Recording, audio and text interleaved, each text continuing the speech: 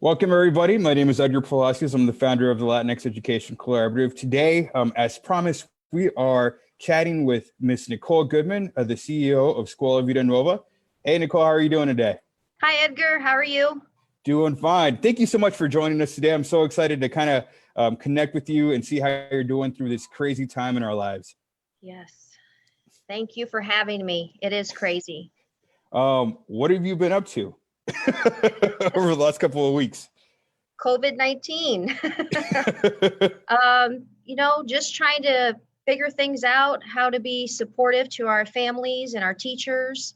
I don't think anybody had COVID-19 on their strategic plan. So Right. just trying to figure things out and how to make everyone feel as comfortable as possible with this new way of learning. It's not a new way of learning, but it is new for us, I guess. Yeah, I think you're right. I think it's new for a lot of people, even though some of these technologies have been available and some of these opportunities have presented in the past.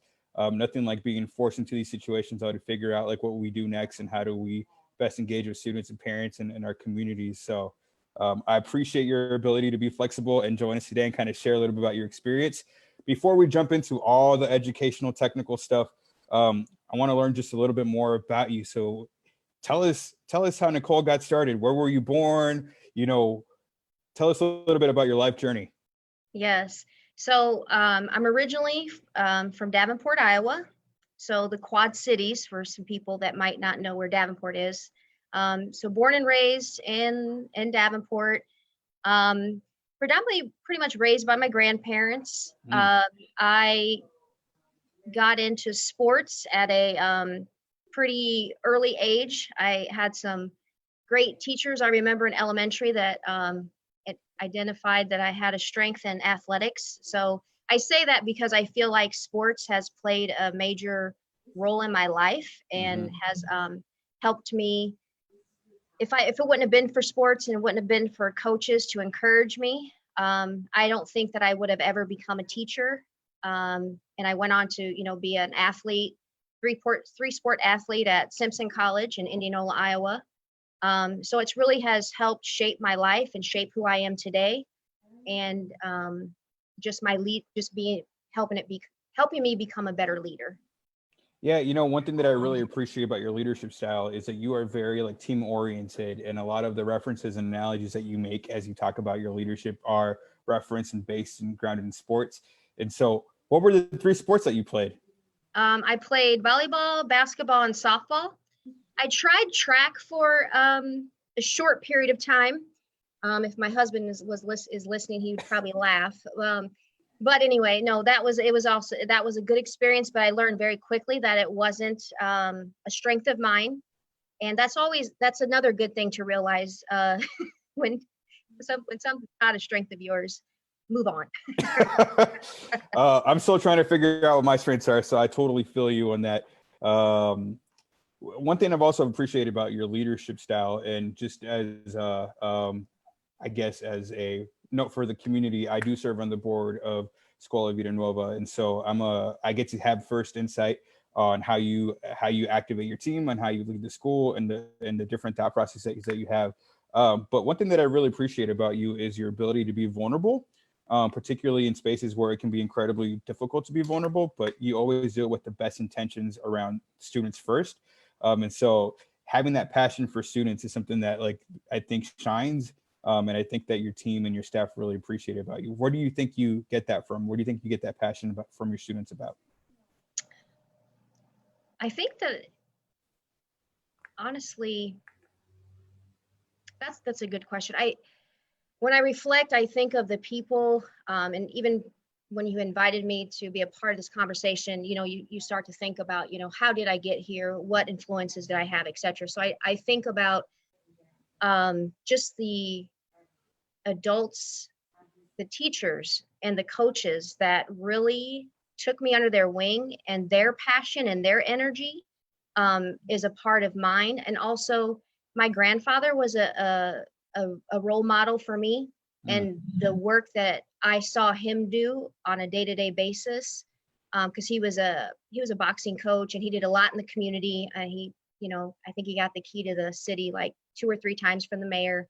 But just watching him do his work and the influence that he had, I think has helped me ignite my passion, and that drives me every day.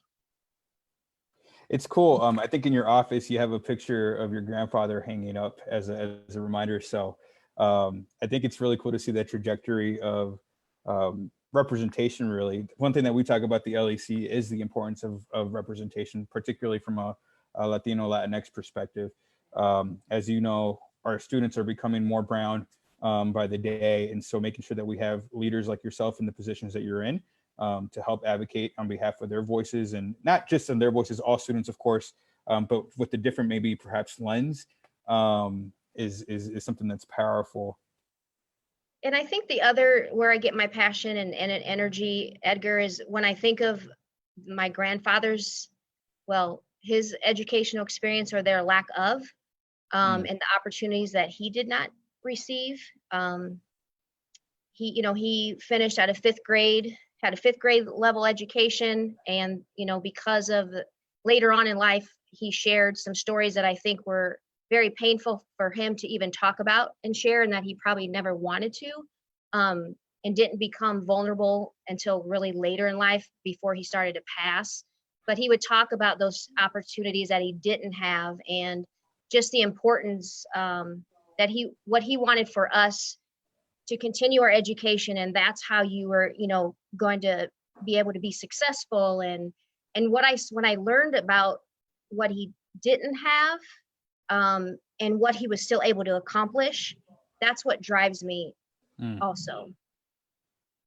Yeah, I appreciate that. I think that it's quite evident in who you are and the way that you show up every day. So that's pretty cool. Tell me a little bit about your experience as a Latina in the work environment. Do you think that that's always factored in? Is it something that you think about more now? What are your thoughts? I mean, I think about it more now. In the past, along with in my journey, I've always been the only, a lot of the times. And really, sometimes I felt like I wasn't able to be myself, we say our authentic self, or you always felt you didn't want people to, I don't know, feel sorry for you. Sometimes I felt like people would feel sorry for you, or maybe lower expectations. And then also sometimes I felt like I didn't want to, I was hoping that I was being hired or selected because of my work and what I was capable of, and not to meet a quota. Right. Just to be real. Yeah. I think that that's some things that a lot of professionals face, is this concern around like, I've done the work, I have shown up, I'm excellent in my craft, and also is the only reason that I'm here, is it because I'm a diverse hire? And so struggling between that balance, I think some environments make you understand that real quickly when you are the diverse hire. And others, I think, are more inclusive and better prepared to hire diverse staff in general. And so I know that I can only assume that it's been a struggle as you try to navigate the professional work environment. And it's also been hard. I haven't had very many mentors that look like me, or very many.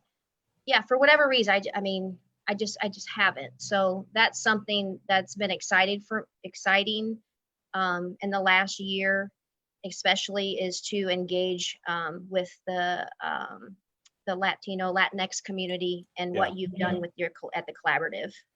I'm gonna quickly shout out. We have a couple of folks commenting on Facebook, believe it or not. We have Betsaida Imperiale, who says Puerto Rico is present in the space. So shout out to all the Boricuas out there. And then one of her comments says, people misunderstand us and our intentions. And I know, I think I've heard you speak about that a little bit sometimes, where you may be hesitant to kind of voice your opinion because people might misinterpret it in a different way, or they might challenge you in a very different way that they might challenge somebody else. Yeah. Yes. Most definitely. We're too loud, we're too passionate, When is passionate in education such a bad thing, right? I don't know. Tell me about that. I don't know. And I do, like, I get passionate. I know my tone, my voice level goes up to like a 5. And then people think I'm angry, and I'm not. I'm just excited, and like, yeah, it just gets misunderstood. I'm loud too. I have a degree in being loud, so I got a vocal performance degree way back when. So I can appreciate this, that sentiment about having a loud voice. But I also challenge folks these days. I'm like, how about if we're the normal, right? How about if our normal speaking tone is who we are, and then everybody else is too soft? It's so kind of challenging that perspective. We got we have some additional quotes here. I'm excited. I love engaging with people. This is in our element. See, Nicole, you're bringing in a lot of people into this page, world famous. So Rosana Ceres, who I believe works with you at school, says Nicole is a great leader, great listener. So shout out to you, Miss Goodman. And then Betsaida goes, passion is my problem. We are told something new and we go for it, implementing it. Look, we got even more folks. Edgar Galicia says, hola tocayo, hola señora. Hey Edgar, good to see you online. We got Tammy Martin Carolyn saying big brothers, big sister loves SVN. Yeah, you brought in all the folks. You brought in all the guns today. And Rosana reminds us that we need to be the voice of Kansas City. And that's true. And maybe not just the entire voice, I would say, but like our voice that hasn't been elevated or heard often in these conversations. And I think elevating all voices, and I think a lot of times we make assumptions about what people need. And instead of engaging in that conversation and having those just that providing that space for people to be their authentic self, to get loud and embrace that, we need to do that more. So let me ask you, as a leader, how do you incorporate that into your own culture at work? What are some of the strategies and tips that you do in order to encourage people to be their true selves in the work environment? That's a great question, Edgar. And I think a lot of times people want to know what program, are you implementing? Are you using what framework? And a lot of times I feel, and that's where the sports part comes in for me. I feel like because this work, we cannot do it alone, and it's a team effort, and we have to everybody plays an important part of the organization. And I think it's just making people feel, I think like Rosanna said, like you're listening to them, that they all have a voice at the table when we're trying to figure out how do we engage families, how do we make sure that our curriculum is reflective of our student population. That can't be a conversation that I'm having or just my admin team has, but truly embracing the whole community, and just making them feel a part. And they actually are seeing what their input, seeing that put into action.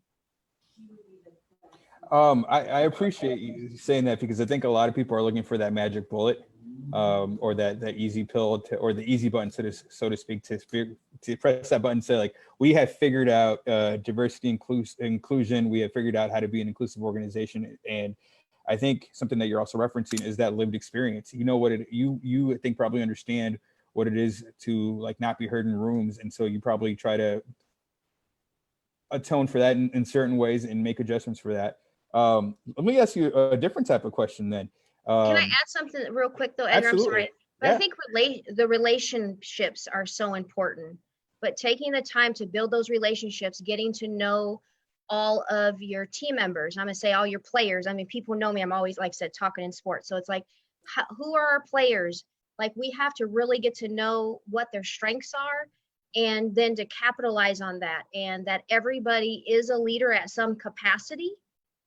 It's just that you have to as a leader, you have to give that space. It's not about me. It's not not about our admin team, but it's about every single individual truly stepping up to the plate and making things happen.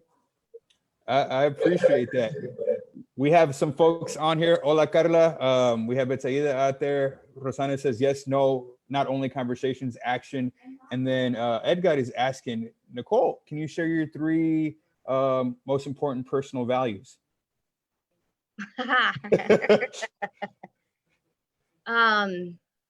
Man, my values. Um, I think just my values are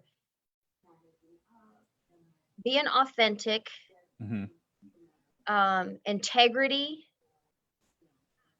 and I love that, being authentic, integrity, and then you laughed. Well, I'll push you on that here in a second. yes. um, and trust. Mm. Do you remember the first time we met, Miss Goodman? Yes, I didn't trust you. Right. You No, know, and I I think, wasn't sure. No. no, absolutely, and I think that was something that was really evident from day one in our friendship and in the way that we communicate. You know, you were very clear and honest about, like, listen, I don't let people in quickly. I don't, you know, I have to do a lot of vetting myself in order before I can let people in. And I think that that served you well. And I absolutely, like, I agree on the trust. I absolutely agree on integrity. But you laughed at integrity. So is that a pain point for you in terms of, like, when people aren't as, I don't know how to use that word, so I'm just going to say, if people don't demonstrate that quality, is that a challenge for you? How do you deal with that? It is. It is a challenge because I'm sometimes questioning why what why they're doing the work. Like, what is their real intent? Mm-hmm. So that, I mean, it's just something I don't think I have an answer. I just kind of try to, as I get to know people or they get to know me, I try not to have, as when I talk about the trust piece, like, it does, the trust, I say trust, but yet I do have had an issue with trust, Edgar. And I think it's just because of all my prior this life experiences. Yep. And so I've had walls up for a very long time. And there's, with my growing up, like, because of the racism that you experience, so you just don't have that, the trust that you should have. And if I would have had it sooner, that maybe I would be further along in life. Maybe, I mean, not that things are bad now, but I I don't may know, have Miss missed out Goodman. on some things. I think you downplaying your contribution sometimes, and so I'm gonna elevate that you actually are. You know, we'll talk a little bit about your time at SVN and the environment that you walked into versus the environment that you're in right now. Betsaida is mentioning strong morals plus being honest equals integrity. Being whole and undivided equals integrity. So thanks for those comments, Miss Aida, and I think Ms. Goodman absolutely demonstrates a lot of that and expects that from not just her staff, but her community as well. So let me just ask you about your professional experience a little bit, because when you took over at SVN, it was an interesting environment for you. There were some changes that you had to navigate some I guess change management, and so how did you approach that as a new leader? And what were some of your wins? SVN's been in operation since 1999. I started here about 10 years ago, and just when charters first opened, just the expectation, just the landscape has changed and the level of accountability. So when I started, we were not in a good place academically. And the reality is if we did not turn that around, we probably would be closed today. And so I'm excited for the progress that we have made. So coming into that, again, coming in, figuring out the landscape, I mean, like I said, I'm sports stuff. So who are the major players? Just what strengths people had, what are the things that were going well, because you don't want to come in and just dismantle things. So honestly, for the first year, I feel like I somewhat laid low, tried to figure things out, and then figuring out who wanted to help me lead this charge of change that needed to happen, but not criticizing the work that had been done previously, but just helping bring some things to the forefront, so that people could understand why we needed to make the change, but I wanted them to be a part of that and help identify it. And so looking at, we love data and education, but so looking at data, but but various forms of data. And then it kind of just evolved on its own, and making sure that bringing professional development in so that we all can continue to develop ourselves, and so that we knew we had the tools that we needed to turn the district around. What's been your biggest surprise as a leader in the last decade, do you think?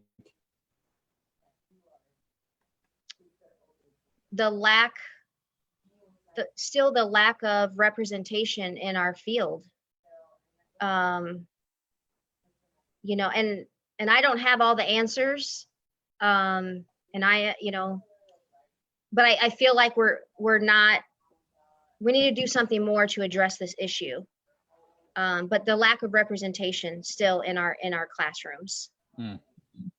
I tend to agree with you on that. I think that it's incredibly important as our students. Again, I think 25% of all K through 12 students in this country identify as Latinx, Latino, Hispanic. And that number is projected to grow to, I think, a third of all students here in the next 10, 15 years, if not faster than that. And so I think you're right. As we look at our opportunities in the leadership space, I quote this all the time: 1% of all elected leaders in our country today identify as Latinx, which is vastly different than the 17% population that we currently have that's going to grow even more. And so I tend to believe that leadership development happens in kindergarten, it happens in pre-K, and the earlier that we can get teachers that look like the students that they're serving, hopefully the more leaders we can ultimately end up with long term. And I think you see that play out in the data a little bit. But yeah, I appreciate your comments and your sentiments around that. So I'm gonna ask you this question. This is off the top of everything. When you hear people comment around the lack of representation and maybe the lack of a diverse pool of talent, do you tend to agree with that, or do you tend to kind of reject that a little bit and kind of change your recruitment strategies? Edgar, say that again. So as we look at the pool of talent that's available, that's diverse and representative and reflective of the students that you serve, what do you think is the biggest challenge to attracting and recruiting specifically Latinx educators?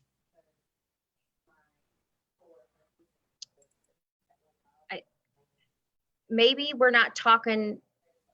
Well, first of all, I feel like our profession doesn't get the respect that I feel like we deserve, and that how teaching is in a great profession. So I don't think we really talk about that and about the why that it is a great profession. I feel that sometimes people don't understand how to get there. Like, what do I do to become a teacher? What are the steps I need to take? What resources are available to me for me to get the certifications and so forth. So I just know that I was encouraged at a very young age, and then I had that continued support in high school, and you had the groups that were minorities in education. And so then you were exposed to the universities. Of course, we mainly exposed to the ones in Iowa, but at least I was exposed and I had those options. So just exposure and encouragement, and just people understand that it is a great profession and the why. Mm-hmm. I think you're right. I think a lot of us make the assumptions that students are in classrooms. They see teachers they were seeing teachers in person every day.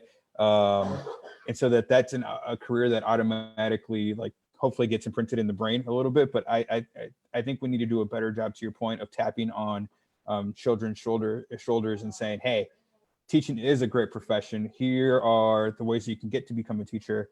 And then having additional supports to navigate the system, like anywhere, particularly for Black and Brown students who may not have those mentors easily, readily available that have navigated these systems. I think you're absolutely right.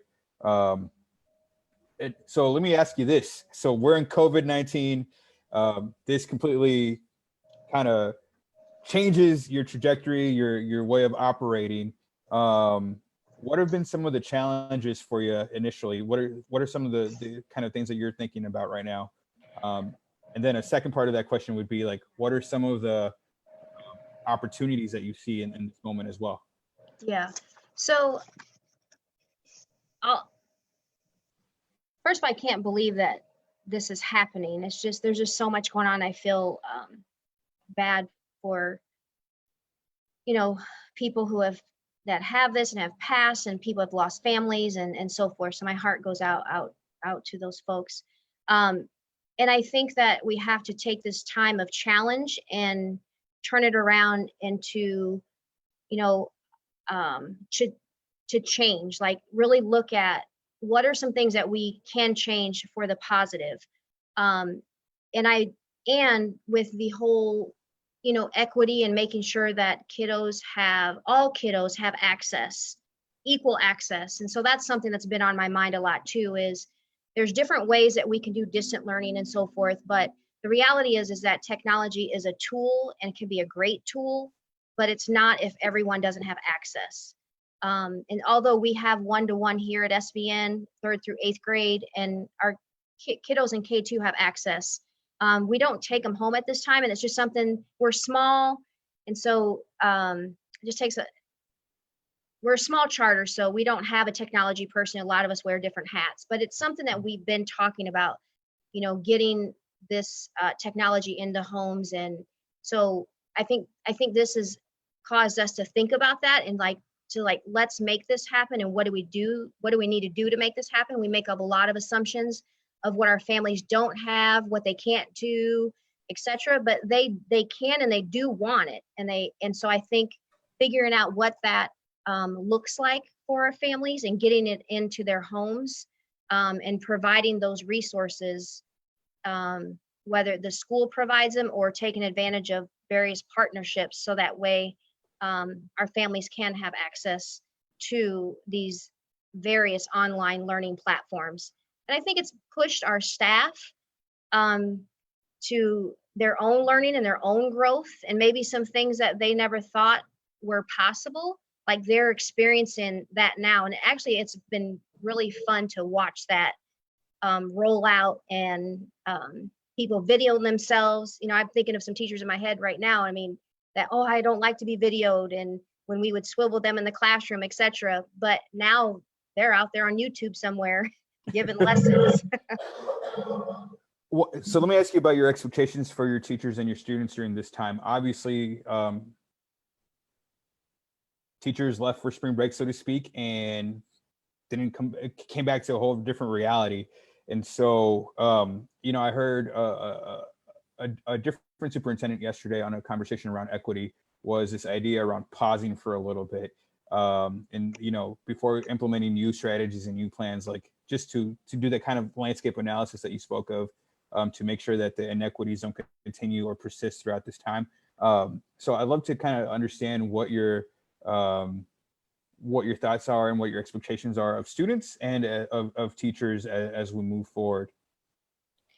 Yeah, I think when this all first started, we wanted to make sure that we're not expecting our teachers or our students to do anything that we already haven't been doing. You know, we don't want to implement a new practice or a new strategy or device, you know, like for example, it was like, oh, send the devices home. But if that's new for people and we don't have anything in place, we were very intentional to do that. And then also just being realistic and thinking of our staff. They have families also, and they have kids. So we wanted to keep that in mind as well. And we're small here, so I feel like we have a pretty good handle on the relationships with our families and what they need and want for them. I mean, we're not perfect, but I feel like we have a good feel for that. So just making sure that we are thinking of all those different diverse needs, and allowing teachers to be a part of that decision-making process, because they know what their kids need, and then just dividing up into teams to conquer that and to provide those learning opportunities that we feel are best for our kiddos and for our families. not sure if I answered all that. Yeah, absolutely. In terms of students, so something that we're facing as a community is the fact, as a country, I would say, that a lot of our students are going to have a 3-month plus gap in curriculum and instruction. And so right now we're scheduled to return at some point. But if we don't return to school this year, you know, how will you be thinking of addressing that kind of gap in instruction? And you know, and maybe it's too early for that question, but how have you been ideating a little bit about like what does next year look like? Yeah, that is a good question. There's just so much that we don't know right now. And I think it is trying to have, you know, okay, what does it look like through April 24th? What does it look like, you know, if it's extended through the 30th? What does it look like if it's extended through May or we don't come back at all, etc. So I think it's, we talk a lot about too, like that our parents we want to be in a partnership and we're here together to provide an education and to help, you know, our kiddos be successful. So I think it's trusting that what our families and what assets they have strengths and they have assets. And so how do we capitalize on that?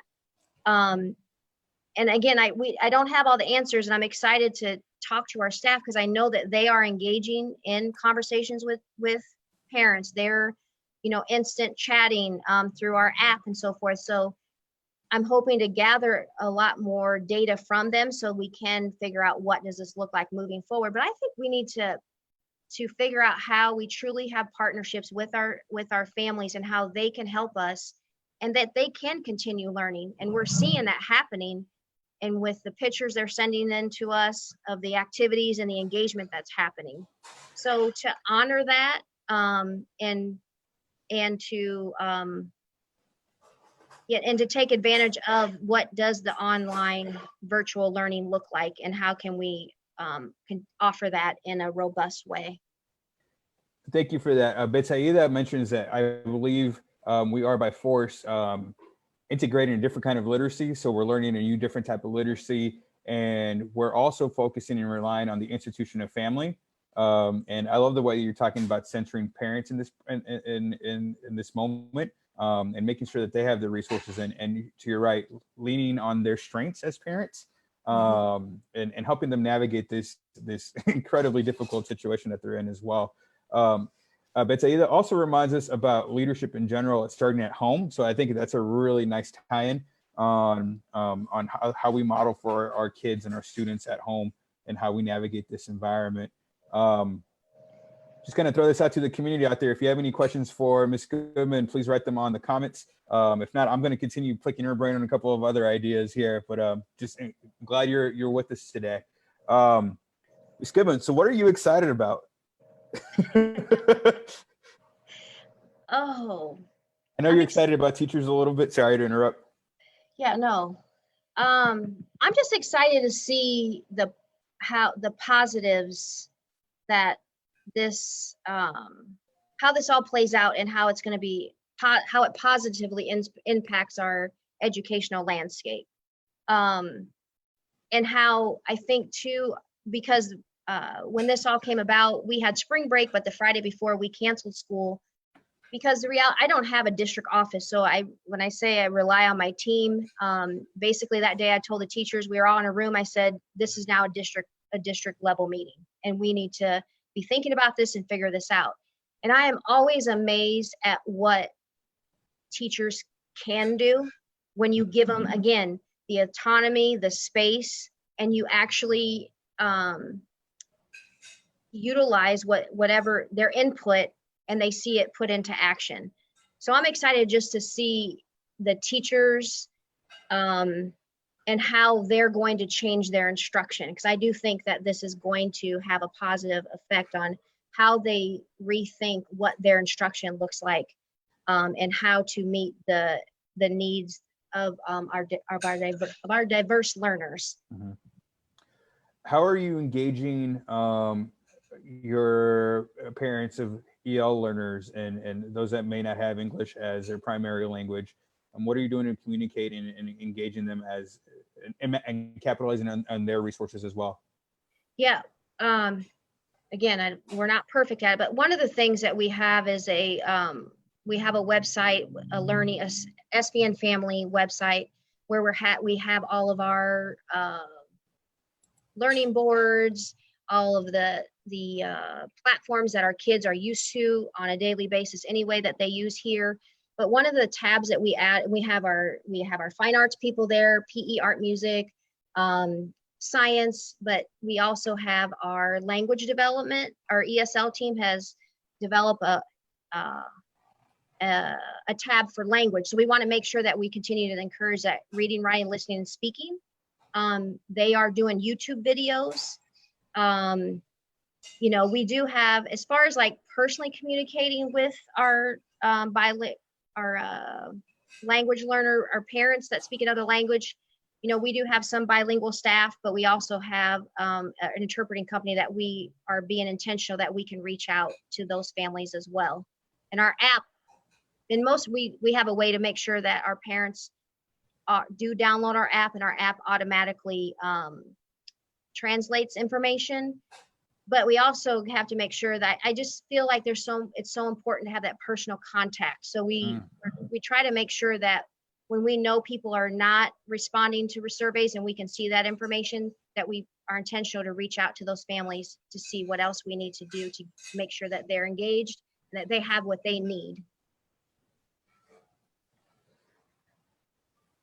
I think that something that I'm hearing throughout this is like the exploration of technology, right? And how are we best utilizing what we currently have to best support our families and those in need. And let's see, Betsaida is mentioning that one, that she believes teachers will be more valued from this time on, and so I tend to agree with that. I hope that the narrative around education and teaching as a viable career option shifts.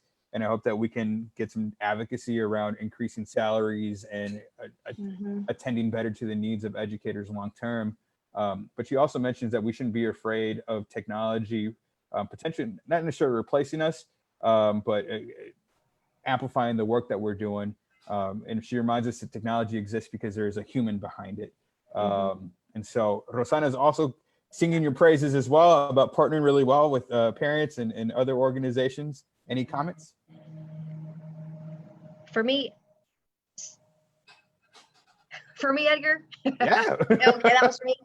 And I think something you say, what are you excited about? Another thing I'm excited about is to actually be able to be around parents and to get their feedback through this time. And maybe they'll be excited also to learn more about technology. And then, so as a school, like, what can we do to leverage that? Because they can. And I just think, when I think of some of our families, they just don't have maybe access. And so if we provide that access and resource that they need, I think it can be a powerful thing. And we talk about the learning gap, what we're missing. I feel like if we do that and we get these devices and the Wi-Fi, hotspots, whatever it is that all families need, I think that can help us address that gap that we're talking about now, and if we're through summer learning. I think you bring up something interesting around digital literacy and the digital divide. And so I see some attempts at providing hotspots and making sure that the students have access to internet. I also think about the training that should come along with that as well. And obviously, we can't do everything in a week. Yeah. And so how do you think that'll inform your strategy long term as I assume that we'll never have another COVID-19 situation in our lives again, but I think that it would behoove us to plan for something like this moving forward, and to adapt what we're doing right now to better be amplified by the technology. And so what type of training do you foresee having with parents long term as part of an engagement strategy around, this is how you use computers, this is how, related things? Yeah. I think that we just need to provide, I think we have parent engagement activities and so forth, but I think that technology we haven't done much with technology as far as engaging our parents or educating them.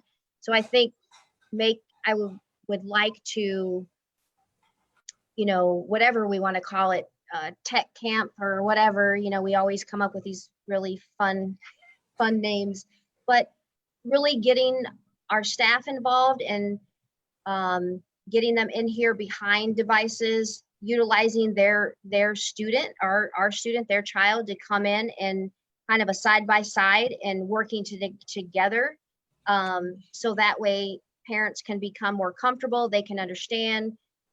We can provide just kind of the safety behind also using the devices as well. So I feel like sometimes you're asking me like what would I do, but honestly I want to hear from the families, like what do they want, and let's really, whatever it is that they're wanting, let's get it in here, let's build the partnerships, find the resources to then make that happen. I appreciate your consistent and dedicated focus to centering back on the parents and the families. And I think that's something that's been consistent in our conversation over the last 45 minutes.